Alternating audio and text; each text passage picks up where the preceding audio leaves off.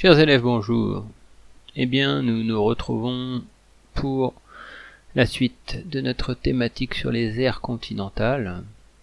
Et il est maintenant temps de passer au grand B, États-Unis, Brésil, deux puissances au rôle mondial inégal.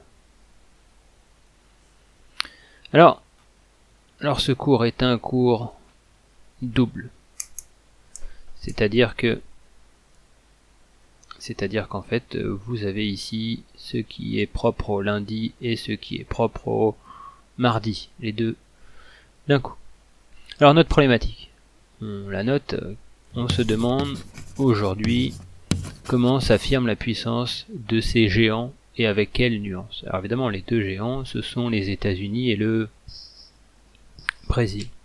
Et bien justement, deux géants, c'est notre première partie. Et la première partie commence avec un premier point, deux centres d'impulsion de la mondialisation. Alors évidemment, enfin pour moi ça va de soi, mais je vous rappelle que si vous tombez sur une composition sur ce sujet le jour du bac, il faut définir ce qu'est la mondialisation. Alors qu'on l'a vu, nous, dans un chapitre qui est différent, c'est pas celui-ci, mais on l'a vu, ce qu'était la mondialisation. Et donc, le correcteur, le jour du bac, lui, il suppose que vous allez livrer cette définition de la mondialisation, auquel cas il faudrait la livrer dans l'introduction ou au moment où vous parlez de mondialisation. Ça marche, hein, ce qui est vu dans un cours doit servir à la totalité du programme. Bon, est-ce que le bac aura lieu dans les conditions prévues? Bah ça je n'en sais fichtrement rien. Et pourquoi je n'en sais rien? Bah parce que par exemple au Royaume-Uni, l'année scolaire a été terminée alors que les habitants ne sont pas tous en confinement. Donc vous voyez qu'on est encore dans le flou.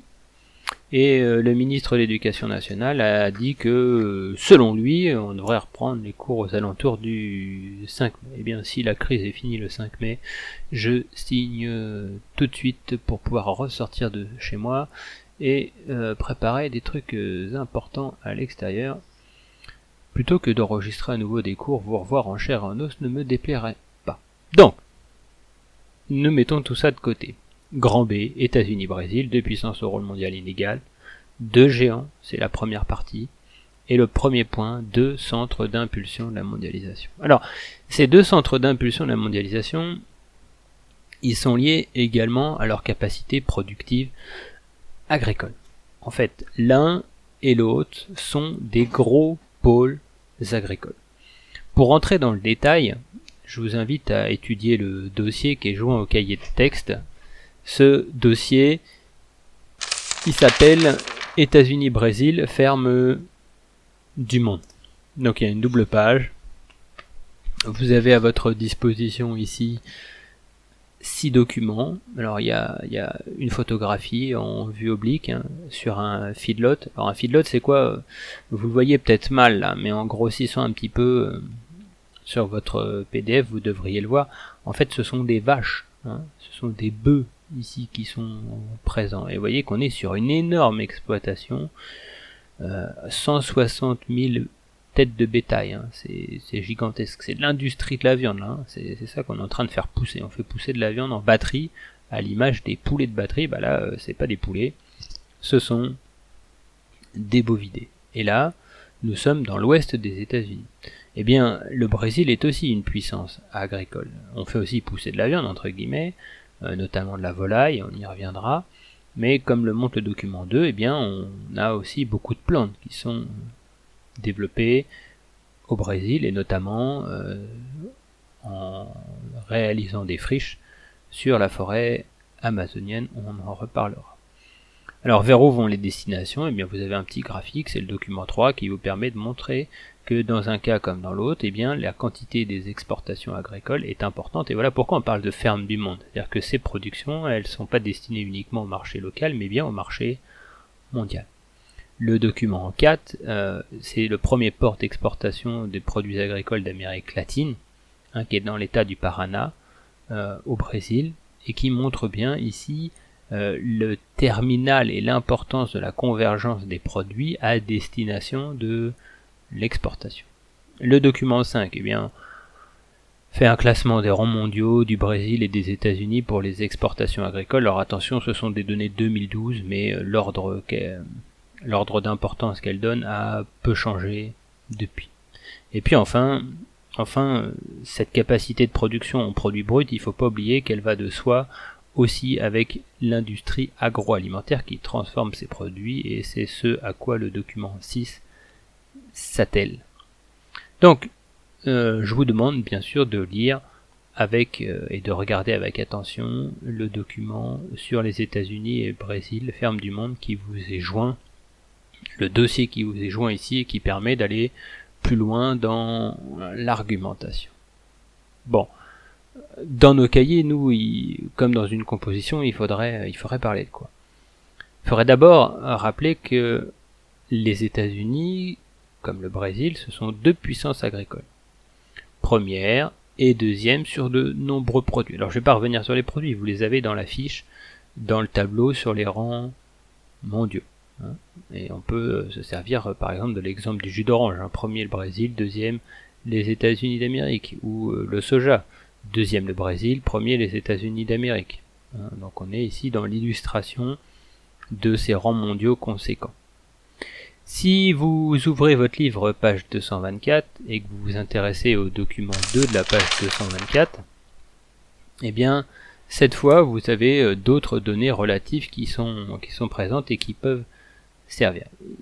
Par exemple, 75% des exportations de la volaille, 78% des exportations du soja, ça veut dire que plus de 3/4 de la volaille qui est exportée dans le monde, comme plus de 75%, plus des 3/4 des exportations de soja qui sont réalisées dans le monde, viennent des États-Unis et du Brésil. On est ici sur un poids qui est considérable. Donc, les États-Unis et le Brésil, ce sont des puissances agricoles. Alors, centre d'impulsion de la mondialisation. En termes d'agriculture, on vient de montrer, il n'y a pas débat, ce sont des centres d'impulsion de la mondialisation. L'économie, c'est pas que le secteur primaire. Si on s'intéresse au secteur secondaire et à l'industrie, et le document 6 de la page 225 nous l'illustre, on a aux États-Unis et au Brésil de très nombreuses firmes transnationales. Et à ce titre, ces deux géants sont bien des centres d'impulsion de la mondialisation. Enfin, avec le document 5 de la page 225, on se rend compte que le secteur tertiaire participe aussi du processus. La capitalisation boursière présente aux États-Unis, au Brésil, elle est conséquente. Si on s'intéresse aux bourses, on a la première, la deuxième et la 10e bourse de la planète. C'est pas anodin. On est ici sur des centres d'impulsion de la mondialisation, donc pour le secteur primaire, pour le secteur secondaire, comme pour le secteur tertiaire. Deuxième point. Deux immenses territoires. Le document 3 de votre page 235, il illustre l'immensité de ces deux territoires. Le Brésil, c'est le pays des records. On a la plus grande forêt tropicale au monde, qui abrite des réserves en fer et en bauxite. Alors bauxite, B-A-U-X-I-T-E. Le Brésil, c'est aussi l'Amazonie bleue, on y reviendra, mais cette immense zone économique exclusive regorge de réserves pétrolières qui sont exploitées par des plateformes offshore, et la quantité de ces réserves, elle est colossale, elle ouvre des perspectives économiques considérables au Brésil. Donc, là encore, Brésil, territoire immense. Et puis, il y a la surface agricole pour le Brésil. 90 millions d'hectares. Et là, je parle de 90 millions d'hectares qui sont déjà à la disposition du Brésil sans toucher à la forêt amazonienne. C'est-à-dire qu'en réalisant des défrichements, cette surface agricole, elle est encore plus conséquente. 90 millions d'hectares, c'est autant de surface agricole que les États-Unis et la Chine. Attention, hein, c'est pas les États-Unis plus la Chine, c'est autant que les États-Unis et autant que la Chine. Ça marche? Donc, en défrichant la forêt amazonienne, le Brésil se retrouve avec la plus grande surface agricole au monde. C'est bien un immense territoire. Bon, passons du coq à l'âne, ou du Brésil aux États-Unis pour être plus précis. Document 1, page 234. Les États-Unis ont beaucoup de ressources naturelles. Par exemple, ils sont au 2e rang pour l'exploitation du charbon. Les États-Unis d'Amérique ont aussi beaucoup de pétrole. Pétrole qui est exploité en Alaska, mais aussi dans le golfe du Mexique. Et puis les États-Unis ont aussi du gaz de schiste qui est de plus en plus exploité en Texas, en Louisiane, en Pennsylvanie. Alors Pennsylvanie, c'est P-E-2-N, S-Y-L-V-A-N-I-E. À ces ressources, il faut ajouter les minerais, qui sont également nombreux. Donc il y a beaucoup de ressources aux États-Unis d'Amérique. Le mais. Bah oui, il y a un mais quand on parle des États-Unis d'Amérique. Le mais, c'est que quand on compare ces deux immenses territoires, eh bien, il ne faut pas oublier que pour l'instant, les besoins des États-Unis d'Amérique sont plus grands que ceux du Brésil. C'est-à-dire que les consommateurs consomment plus que les Brésiliens. Ce qui fait que les États-Unis d'Amérique sont obligés d'importer, malgré ces immenses ressources naturelles. Et c'est tout le paradoxe. C'est-à-dire que les États-Unis d'Amérique sont à la fois le premier exportateur agricole au monde, mais ils sont aussi le 2e importateur de produits agricoles au monde. Vous voyez qu'il y a ici un certain paradoxe. Alors évidemment, on n'importe pas les mêmes produits qu'on exporte, ou c'est pas pour les mêmes marchés. Alors pour la petite histoire, le premier importateur agricole au monde, c'est la Chine. Bon, les points communs, c'est que les valorisations actuelles ou anciennes, elles sont toutes deux liées à des fronts pionniers. C'est-à-dire que d'un pays comme dans l'autre, on y reviendra, il y a eu cette conquête de l'Ouest. Dernier point pour ce petit 1, mais deux structures économiques différentes.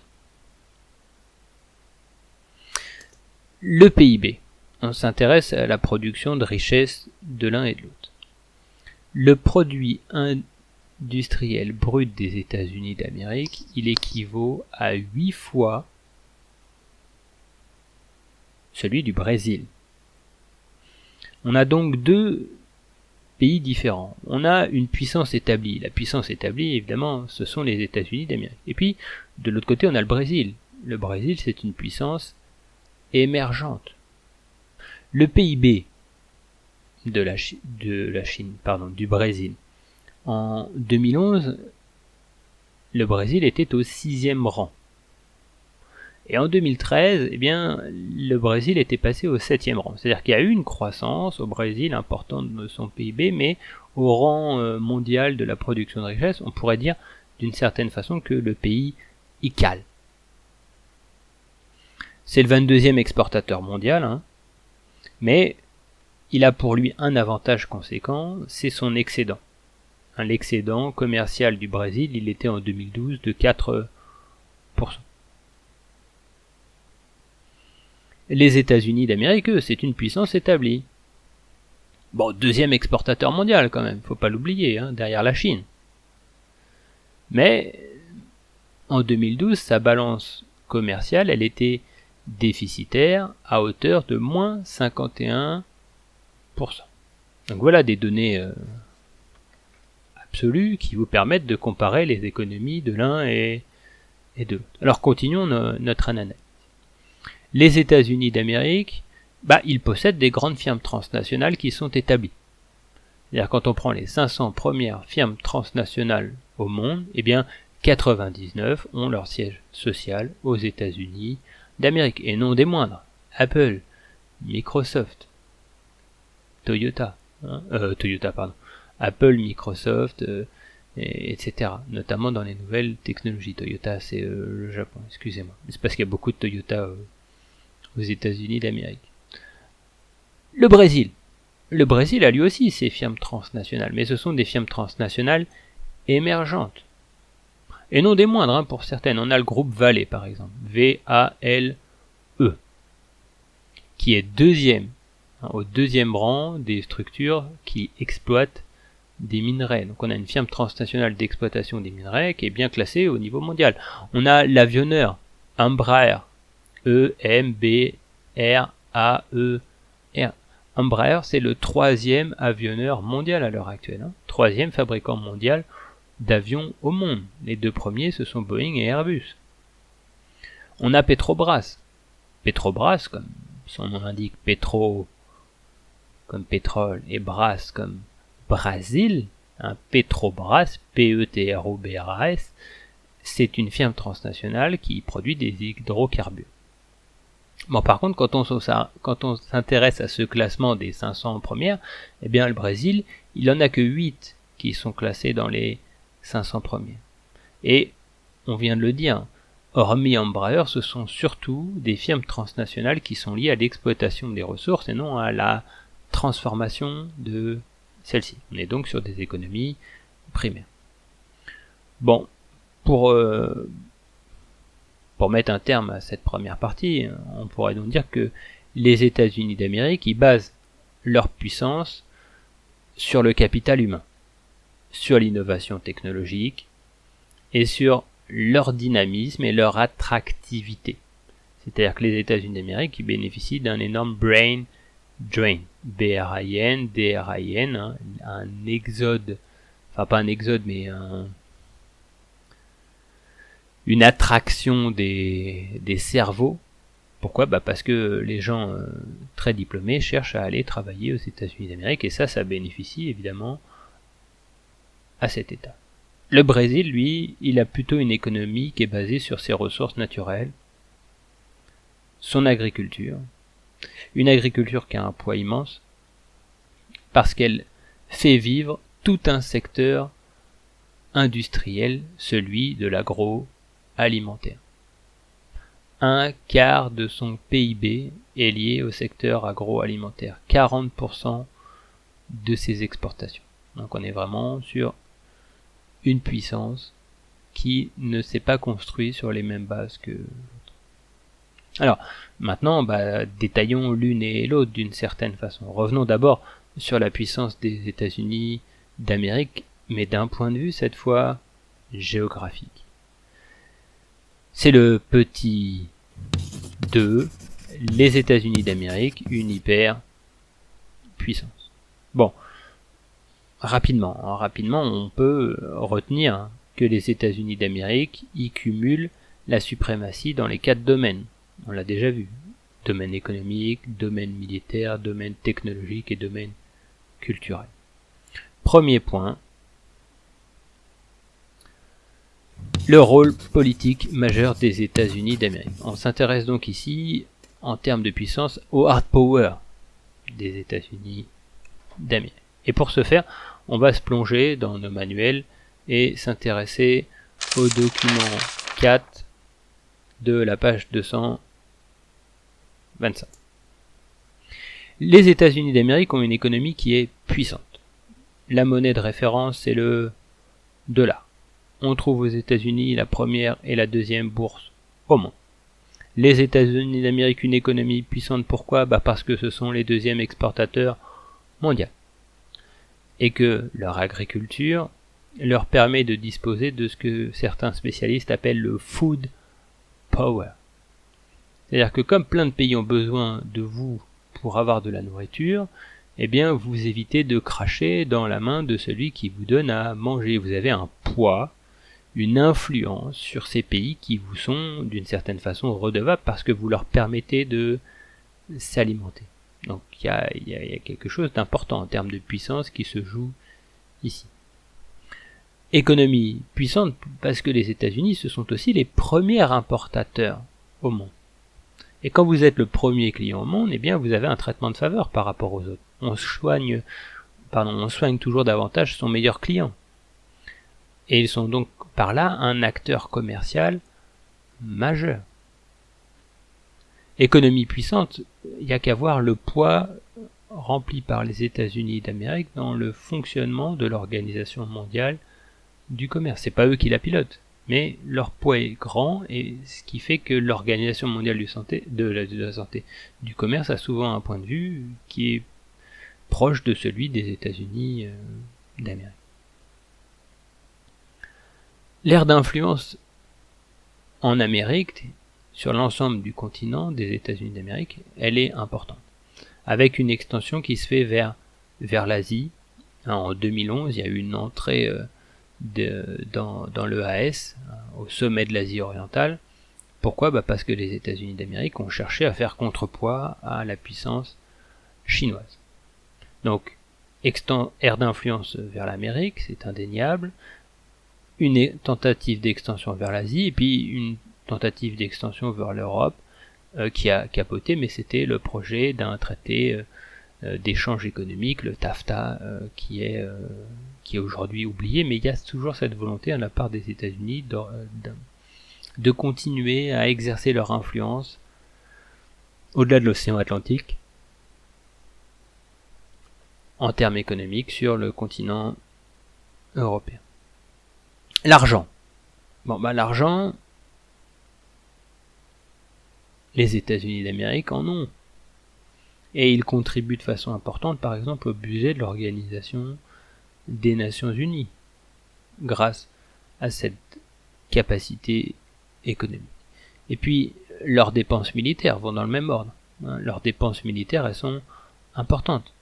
40% des dépenses militaires totales du monde sont liées aux seuls États-Unis d'Amérique. D'un même ordre d'idée, leur déploiement géostratégique, il est conséquent. Leur déploiement militaire, à l'heure actuelle, il est inégalé. Et il a un coût d'entretien, bien sûr. Mais il leur permet d'être présents partout dans le monde. D'avoir des flottes capables d'intervenir partout. Donc là, on n'est pas dans un critère qui est d'ordre anodin. Deuxième point de ce petit 2, les États-Unis d'Amérique et leur modèle attractif. On s'intéresse donc maintenant à leur soft power. Alors, les États-Unis ont une influence considérable dans le monde en termes d'attractivité. Il n'y a qu'à penser au cinéma, aux médias, aux séries télévisées, à la musique. Au travers de toutes ces productions, les États-Unis d'Amérique, alors ce ne sont pas forcément eux qui agissent, ce sont des habitants des États-Unis d'Amérique qui produisent tout cela. Eh bien, il y a bien la diffusion d'un modèle de société, ce qu'on a appelé au lendemain de la Deuxième Guerre mondiale l'American Way of Life, le mode de vie états-unien. Alors, vous avez un dossier, page 226-227, qui développe cette influence culturelle, notamment des États-Unis d'Amérique. Bon, d'un point de vue culinaire aussi, l'entreprise McDonald's, aujourd'hui, elle est présente dans 118 pays. C'est-à-dire qu'elle déborde largement les frontières des États-Unis d'Amérique. Y compris dans le pays de la gastronomie, ou du moins le pays qui aime bien se rappeler qu'il est le pays de la gastronomie, la France. Ça marche très bien, les McDonald's en France. Et justement, McDo est très fier d'avoir des magasins en France. États-Unis et modèle d'attractivité. Qu'est-ce qui montre aussi que les États-Unis sont attractifs ? Parce qu'ils attirent. Les États-Unis attirent des touristes. Si les États-Unis d'Amérique ne sont pas le premier territoire touristique au monde, Cocorico c'est la France, les États-Unis d'Amérique sont en revanche le premier pays du monde pour les dépenses des touristes. C'est-à-dire qu'il y a moins de touristes qui vont aux États-Unis, mais ils dépensent plus quand ils font du tourisme aux États-Unis que ceux qui viennent en France. Ça marche ? Vous avez compris la nuance entre les deux ? L'immigration, eh bien, il n'y a pas que des touristes qui viennent aux États-Unis, on a aussi des migrants. Eh bien, 20% du flux mondial est à destination des États-Unis d'Amérique. C'est un pays attractif. Les étudiants. On a de très nombreux étudiants qui viennent étudier aux États-Unis d'Amérique. Et aujourd'hui, l'essentiel du corps de ces étudiants, il est constitué par des Chinois et des Indiens. Cette attractivité, on la retrouve aussi du côté des cadres. Le document 11 de la page 227, par exemple, il illustre le fait que les cadres cherchent à venir travailler aux États-Unis d'Amérique. Enfin, pour conclure ce deuxième point sur les États-Unis et leur modèle attractif, il est de bon ton de rappeler le poids de la technologie aux États-Unis d'Amérique. C'est-à-dire qu'à l'heure actuelle, les États-Unis sont encore une puissance dominante dans les technologies du futur, qu'on appelle aussi les NTIC, rappelez-vous, les nouvelles technologies de l'information et de la communication. Certains parlent de Net Power, NET comme Internet, et Power, P-O-W-E-R. Évidemment, comme c'est un anglicisme, dans notre copie, on doit le mettre entre guillemets. Ça marche? Donc, c'est à noter. Alors, la petite nuance qu'on pourra apporter, c'est que pour l'instant, sur la 5G, les États-Unis ne sont plus cette puissance du futur. La puissance du futur pour la 5G, c'est la Chine. Et une partie de l'interdiction du déploiement de la 5G de Huawei, le groupe de téléphonie mobile chinois, sur le territoire américain, il est peut-être lié justement au fait que les États-Unis n'ont pas encore la technologie et que ça les ennuie de ne plus être leaders sur leur propre territoire en matière de technologie. Bon, évidemment, il y a des questions d'espionnage qui se posent aussi et qui, elles, sont peut-être légitimes. Le dernier point, pour finir ce petit 2, les États-Unis d'Amérique, une puissance contrariée. Une puissance contrariée, c'est le titre qu'on note dans notre cours, qui est dans le cahier de texte, bien sûr. Alors, deuxième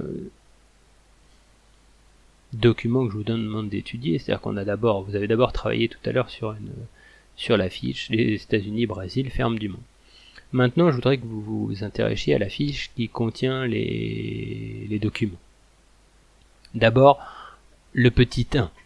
Alors le petit 1, il est extrait de la revue Carto, le numéro 16 de mars-avril 2013, et qui parle des limites du rêve américain. Il revient sur le melting pot américain, ce modèle qui est de plus en plus remis en cause, notamment à cause de l'accroissement des inégalités sociales. Finalement, hyperpuissance contrariée. Hyperpuissance contrariée, pourquoi? Parce que les États-Unis d'Amérique, ils ont des fragilités internes. Il y a des inégalités sociales importantes qui sont présentes. Sa population, elle est vieillissante. Et puis, d'un point de vue économique, là on l'a pas dans le document, mais les États-Unis d'Amérique, il faut pas l'oublier, ont aussi la première dette publique au monde.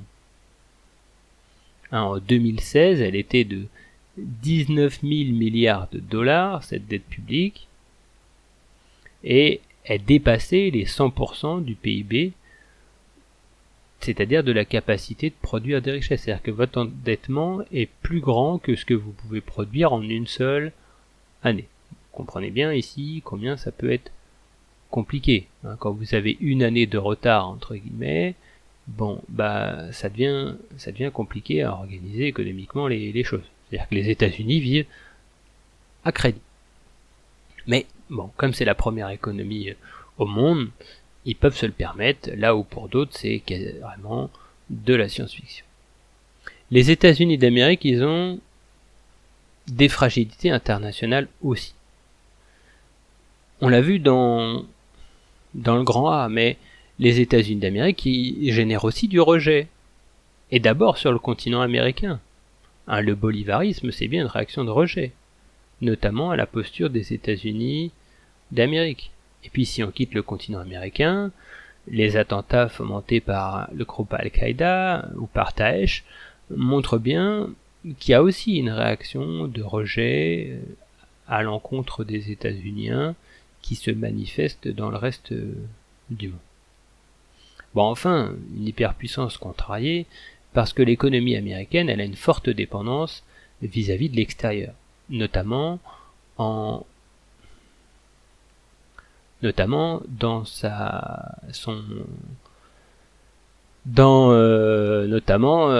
termes de matière énergétique. C'est-à-dire que les hydrocarbures sont encore largement importés aux États-Unis d'Amérique, notamment du Moyen-Orient. Même si on l'a dit, les États-Unis d'Amérique deviennent de plus en plus une puissance elle-même exportatrice de ces hydrocarbures. Ça, c'est une tendance assez nouvelle.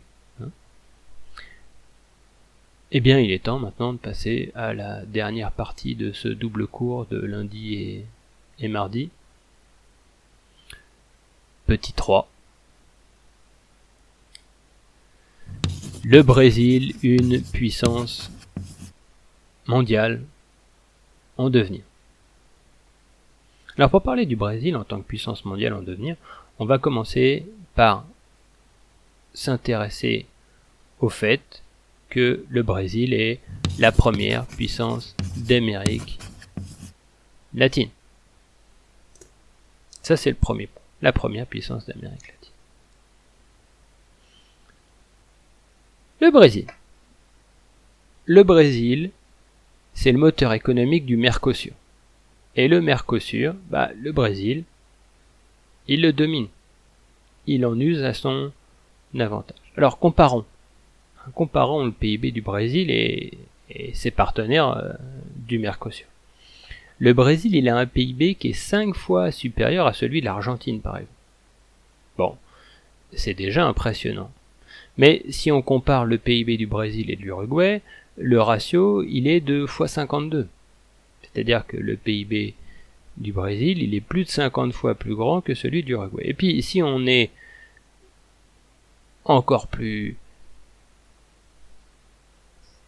Si on va... Excusez-moi, il y a ma fille qui fait sa maline là, qui rentre dans la pièce. Voilà, je reprends. Excusez-moi. J'en étais où ? Donc, je parlais, voilà. Donc, le PIB du Brésil, il est 5 fois plus grand que celui de l'Argentine. Celui de l'Uruguay, il est 52 fois... Enfin, celui du Brésil est 52 fois plus grand que celui de l'Uruguay. Et puis, quand on s'intéresse au Paraguay, cette fois, eh bien, le PIB, il est 92 fois plus important. C'est-à-dire que ses partenaires, dans le Mercosur, quand on les compare au Brésil, finalement, ils ont des économies qui sont... pour certains, quasiment insignifiante en termes de ratio. Je parle bien de ratio. Le Madagascar, bien que je cite Madagascar dans tous mes cours, bien sûr, aimerait bien avoir le PIB du Paraguay. Le Brésil. Eh bien, pour aller plus loin dans cette notion de première puissance d'Amérique latine, je vous invite à lire les documents 3 et 6 de la page 225. Voilà, maintenant que c'est fait, on peut noter quoi ? On peut noter que le Brésil, il attire les investissements directs à l'étranger. Vous vous rappelez les IDE. Mais on l'a dit, il a aussi des firmes transnationales émergentes, le Brésil. Eh bien, ces firmes transnationales elles-mêmes, elles investissent à l'étranger. C'est-à-dire que le Brésil, il attire des IDE, mais il y a aussi des IDE qui sont émises à partir du Brésil à destination d'autres territoires, y compris à destination des États-Unis d'Amérique. C'est-à-dire qu'on a des firmes transnationales brésiliennes qui investissent directement dans des filiales ou des entreprises qui sont présentes sur le territoire états-unien. Et ça montre bien que c'est une puissance. Alors évidemment, je ne vous parle pas des investissements directs à l'étranger qui sont réalisés directement à l'intérieur de l'espace économique qui est le Mercosur. Au niveau diplomatique, le Brésil il multiplie les initiatives. C'est sensible, par exemple, avec l'Union des Nations d'Amérique du Sud. ou bien dans une autre structure qu'est la Conférence des pays d'Amérique latine. Il y a bien ici une volonté de créer quelque chose propre à l'Amérique latine qui serve l'économie brésilienne, qui puisse servir l'économie brésilienne. Dernier document qui nous intéresse pour cette première sous-partie, c'est le document 3 de la page 233. Je vous laisse prendre connaissance de ce document. Bon, en termes économiques, il y a autre chose qu'il faut ajouter. C'est que le Brésil, c'est la 6e puissance économique au monde. Et on l'a dit tout à l'heure, elle cale cette puissance. Ou parfois, on pourrait même dire qu'elle est en recul. En 2016, cette fois, le Brésil est à la 9e place en termes de PIB, avec 1673 milliards de dollars, ce qui correspondait à 7% de moins qu'en 2015. En 2015, le Brésil était à 1800 milliards de dollars. Donc elle cale, puis il y a même un petit recul. Bon, et la limite, parce que c'est quand même intéressant d'être dans les 10 premières puissances productrices de richesse au monde. La limite, c'est quand on s'intéresse au revenu par habitant. Donc là, revenu par habitant, lui, il reste encore faible. Avant-dernier point,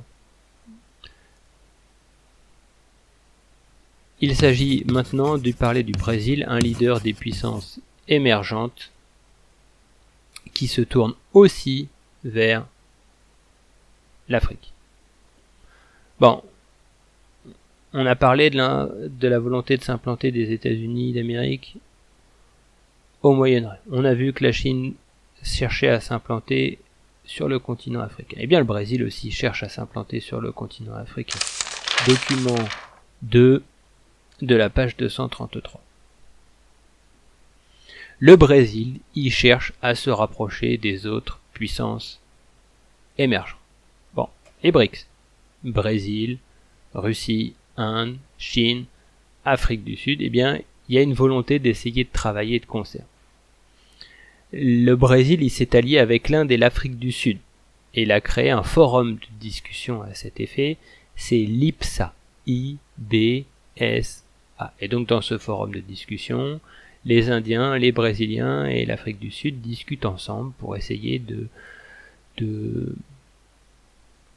contrôler des intérêts qui sont communs en regard de leur relation avec les pays de la triade, notamment lors des conférences de l'Organisation mondiale du commerce. C'est-à-dire que le but, c'est que les pays soient sur la même longueur d'onde pour qu'au moment où les discussions ont lieu à l'OMC, elles soient déjà d'accord les unes avec les autres pour défendre le même point de vue. Ainsi, par exemple, pour illustrer les choses, en 2003, lors du sommet de l'Organisation mondiale du commerce, sous la direction du président brésilien Lula, on avait le Brésil qui a conduit la fronde contre les pays riches. Donc on est ici sur le fruit de quelque chose qui a été pensé en amont. Maintenant, si on s'intéresse à deux autres documents, que sont les documents 1 de la page 231 et 17 de la page 229, eh bien on se rend compte que le Brésil il cherche aussi de nouvelles alliances. Lui aussi, il cherche à s'implanter au Moyen-Orient ou à nouer des contacts. Et c'est ce qu'il fait dans une structure. l'APSA, A-P-S-A, qui lie l'Amérique du Sud aux pays arabes. C'est encore un forum de discussion. Ce forum de discussion, il est né en 2005, entre les 22 pays de la Ligue arabe et les 12 pays sud-américains, dont évidemment le Brésil. Donc, il y a bien ici la volonté de créer de nouvelles alliances et de se lier avec le Moyen-Orient. Il y a aussi l'ouverture vers l'Afrique. Entre 2003 et 2011, le président Lula, il a réalisé une vingtaine de visites sur le continent. Et à cette occasion, il a inauguré des ambassades. Donc il y a vraiment ici cette volonté de s'implanter sur le marché africaine. Donc le Brésil, il cherche bien de nouvelles alliances. Alors pourquoi ? Pour avoir des nouveaux marchés, tout simplement. Notamment pour ces firmes transnationales. Vale, Petrobras sont intéressés par les ressources pétrolières ou les minerais qui sont présents sur le continent américain. Et puis pourquoi chercher de nouvelles alliances ? Eh bien aussi pour assurer la sécurité de ces approvisionnements, comme n'importe quelle autre puissance. Dernier point, une influence politique et culturelle qui reste secondaire. Le Brésil, il connaît ses limites en interne. Et c'est ce qu'illustre le document 3. Oui, ils sont pas dans l'ordre, mais c'est pas grave, vous allez vous y retrouver. Le document 3 de la fiche. Donc là, vous avez la fiche sous les yeux, normalement, un document 3 de la fiche. Sur cette photographie, vous avez un favela à Belém, c'est un état du Pará. C'est-à-dire qu'on a parlé des inégalités sociales aux États-Unis, les inégalités sociales, elles sont présentes aussi au Brésil. Et elles sont même parfois encore plus criantes sur le terrain. Notamment par l'existence de quartiers autoconstruits, les favelas au pluriel. Ces quartiers que les habitants ont construits avec leurs matériaux de récupération. On appelle ça souvent en français des bidonvilles, mais favela, c'est une expression, si on la traduisait littéralement, qui est plus intéressante que bidonville. Dans ces quartiers, où on a une concentration de population pauvre, jeune, globalement peu instruite, concentre des violences urbaines importantes. Et puis quand on met tous ces pauvres ensemble et qu'ils ont la capacité de voter dans un système démocratique, on a des contestations. C'est-à-dire que la société civile brésilienne, elle est capable de se mobiliser, de manifester. Et puis elle est capable aussi de se faire entendre à l'échelle du monde. On en a parlé dans le Grand A, notamment lorsqu'avaient été organisés les Jeux Olympiques de 2014. De 2016, pardon. C'est la Coupe du Monde de foot qui était en... Non, c'était... oui, c'est ça, 2016. Je suis perdu là. Bon, bref, vous devez pas l'être.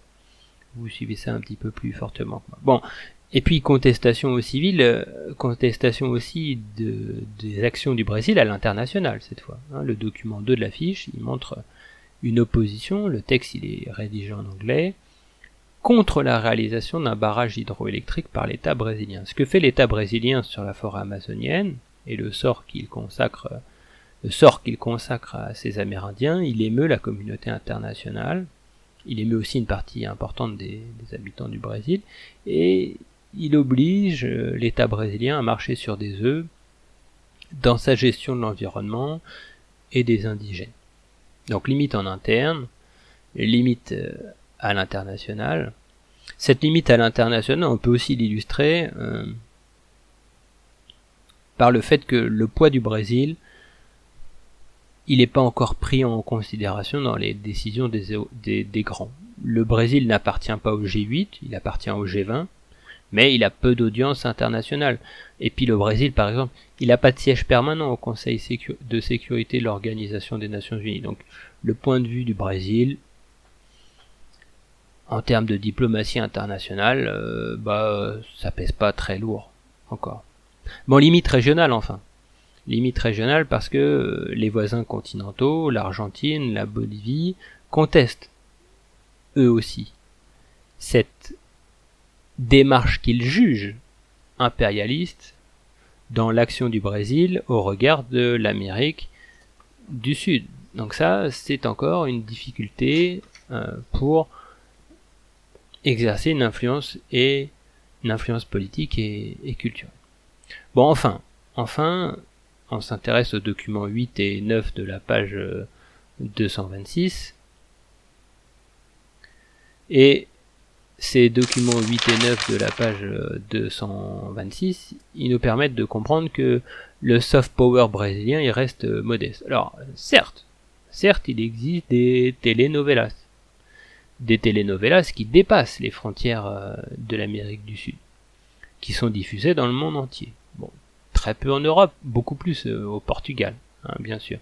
Mais hormis les pays lusophones, c'est-à-dire les pays dans lesquels on parle le portugais, elles ont du mal à vraiment se diffuser, ces telenovelas. Bon, elles marchent bien dans les pays africains. Pourquoi? Elles coûtent pas très cher, le doublage se fait de façon très simple, et puis elles parlent de la vie de tous les jours et de difficultés qui trouvent parfois un écho sur le continent africain parce que ça ressemble un petit peu à leur mode de vie, et c'est moins au décalage finalement ces histoires sentimentales et ces rivalités avec des pauvres et des riches que ne le serait un feuilleton européen qui arrive en Europe avec tout le monde a sa voiture. Bon, quasiment tout le monde a sa voiture, c'est moins parlant. Les telenovelas marchent peut-être mieux pour cela sur le continent africain. Et puis le Brésil, c'est le pays du foot.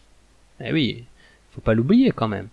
Et grâce au football, grâce au sport, le Brésil arrive quand même à médiatiser ses athlètes, arrive à médiatiser aussi son côté festif, hein, au travers du carnaval de Rio, qui est une vraie compétition hein, entre les écoles de samba. La samba, c'est pas qu'une danse pour la danse, il y a une vraie rivalité des écoles. Hein, le carnaval se termine dans un stade de samba, hein, avec des gradins et des spectateurs. C'est un événement sportif, hein, c'est pas juste de la danse pour la danse. Il y a un concours, il y a un enjeu derrière qui est à prendre en considération. Et puis il faut pas l'oublier, ils sont aussi présents en tant qu'organisateurs. Ils ont organisé donc c'est bien ça, hein, les Jeux Olympiques en 2016, et puis ils ont organisé les mondiaux de foot. Donc là, on devait être c'était en 2014, c'est ça, les mondiaux de foot. 2020, c'est 2014, 2018, c'est 2018 la France qui gagne, et 2020 d'ailleurs l'Euro qui n'aura pas lieu. Bon bref, vous l'avez compris, ici, les États-Unis et le Brésil, ce sont bien deux puissances au rôle mondial inégal, mais qui sont intéressants à prendre en considération. Voilà, jeudi nous attaquons le grand C, et nous aurons à ce moment-là terminé ce thème qui nous invite à parler du continent américain et des deux grands. Suivront ensuite deux croquis de géographie qui sont au programme et sur lesquels on reviendra largement.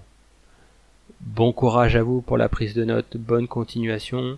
Vous pouvez toujours me contacter, j'insiste sur ce point. Au revoir.